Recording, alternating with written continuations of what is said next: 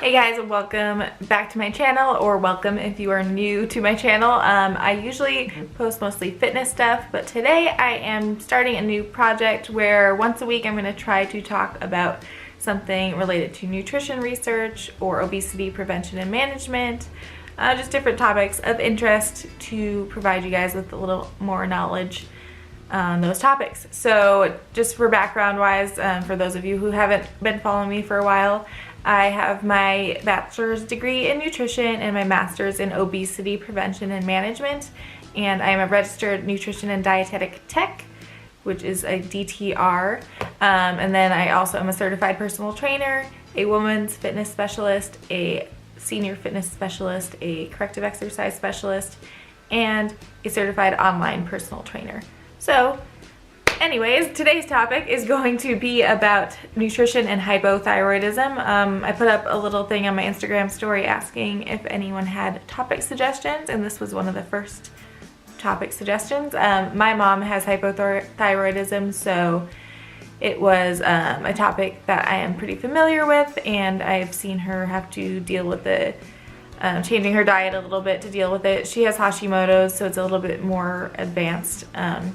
But I'm going to just go over some dietary suggestions. If you have hypothyroidism, that might help you out, especially if you're on medication. A lot of these have to do with the medication too. So the first thing is going to be soy. So if you have hypothyroidism, you may want to completely avoid soy, or you may want to just limit your consumption.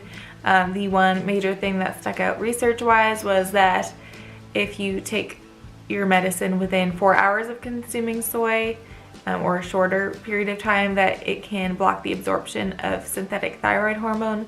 So you just want to make sure that if you are consuming soy products, that you wait at least 4 hours to take your medication.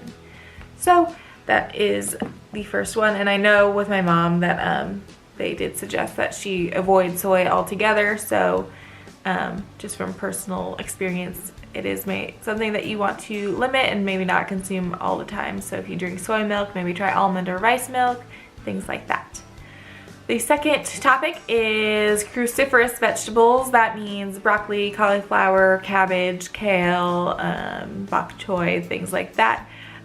Those foods contain goitrogenic substances that can interfere with the absorption of iodine by the thyroid. So it is suggested that you limit your consumption of cruciferous vegetables to 5 ounces a day. So make sure you are measuring. 5 ounces is a little bit over half of a cup, but if you have a food scale, maybe measure it that way. Cooking vegetables can also help, so just not eating them in their raw form. So, roast them, air fry them, saute them, whatever, that also will help.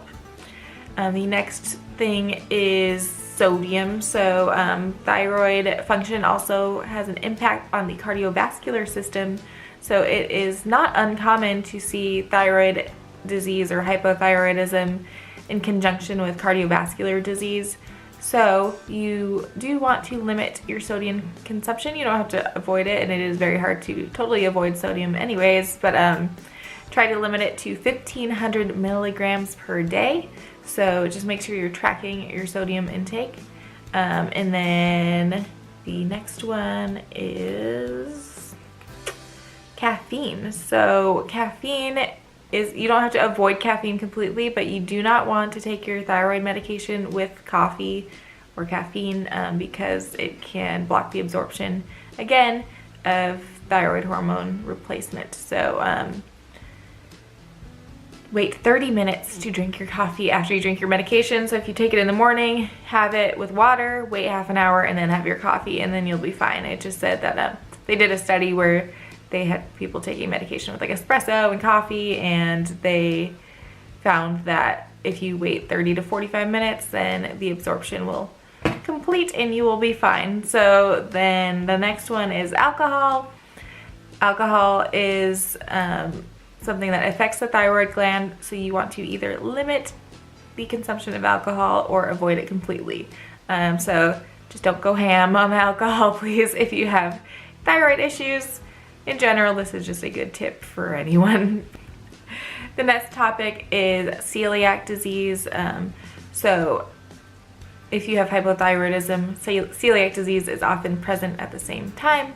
So if you feel like you have an issue with gluten, you might want to get tested to see if you do have celiac. You could try an elimination diet and eliminate gluten and see how you feel. Otherwise, if you aren't avoiding it, and I'm not saying that you need to avoid it just because you have hypothyroidism, it's just something you might want to get tested for. If you are going to still consume gluten, then you should focus on the whole grains, so brown rice, quinoa. If you have breads, pastas, things like that, then just make sure they're whole grain versions so that you get the fiber. And a lot of people with hypothyroidism deal with irregularity as far as digestion and bowel movements go, so having the fiber really helps. But you do want to be careful and not consume too much fiber, because that can interfere with the absorption of your medication. Also, I know it's kind of complicated, like one thing and another and balancing everything, but just make sure that your doctor is aware of what your fiber consumption is and they can adjust your medication based on that. So it's a good idea, like I said, with the sodium too, to track your food so you know how much your intake is of sodium, fiber, and nutrients. So that about sums it up. There's just a lot of things to look out for and kind of monitor as far as your diet goes. So you do want to limit or avoid certain foods such as cruciferous vegetables, soy, possibly gluten. Don't just avoid it just because I said it's a possibility. Just remember to go get that checked out. You want to monitor your fiber and sodium intake. So things like MyFitnessPal are free tracking apps that you can just kind of see how much you're consuming. And then as far as the sodium goes, just make sure you're not eating too many processed foods because those are full of sodium.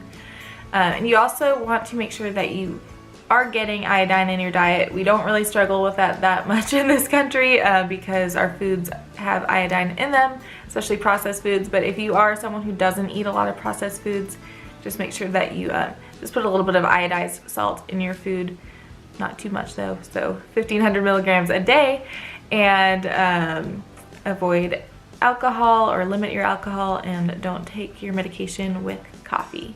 So that about sums everything up. Like I said, if you guys have any topics that you would like me to talk about, feel free to leave them in the comments below. I already have some topics for the upcoming weeks, and I'm excited to kind of delve into more research about those and share my thoughts with you guys, and definitely want to use my knowledge to help you guys out. So please feel free to reach out if you have any questions, and I will see you guys in the next video. Make sure you subscribe if you want to see more videos like this, and hit the thumbs up button to give it a like. Alright guys, I'll see you later. Bye.